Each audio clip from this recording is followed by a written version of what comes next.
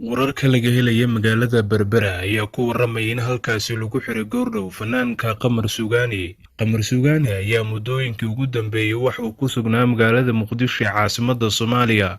Munaasabado kala duwan oo lagu qabtay magaalada ayuu ka qayb galay, sidoo kale show isaga uu soo qaban qaabiyay isla markaana hormuud u ahaa ayuu ku qabsaday magaalada Muqdisho. Markii uu gaaray magaalada Berbera, halkaas waxaa ku xiray ciidamo ka tirsan kuwa booliska Somaliland. waxaa la dhigay saldhigga iyadoona hadda xaaladiisa si rasmi aan loogu warqabin, hase ahaatee fanaaniin kala duwan oo kasoo jeeda deegaanada Somaliland oo hore usoo gaara magaalada Muqdisho ayaa markii dib ay ugu laabteen deegaanada Somaliland waxaa lagu xiray magaalooyinka ay tageen. Qof goobjooga ayaa waxa uu sheegay Qamar Suugaani markii uu tegay magaalada Berbera in durba ay kaxeysteen ciidan ka tirsan kuwa booliska Somaliland isla markaana xabsi loo taxaabay. Qamar Suugaani ayaa hore waxa uu sheegay in dib ugu laaban doono deegaanada uu ka soo jeeday ee Somaliland, isla markaana meel kastoo ka mid ah Soomaaliya ama deegaano badan oo Soomaalida ay deegaan uu tagi doono, balse ku laabashadiisa magaalada Berbera ayaa noqotay in xabsi uu ku hooyanayo caawa. Weli xukuumadda Somaliland qaasatan saraakiishooda amniga magaalada Berbera faahfaahin ma aysan ka bixin xariga, balse waxaa jira warar kala duwan oo soo baxaya oo la xiriira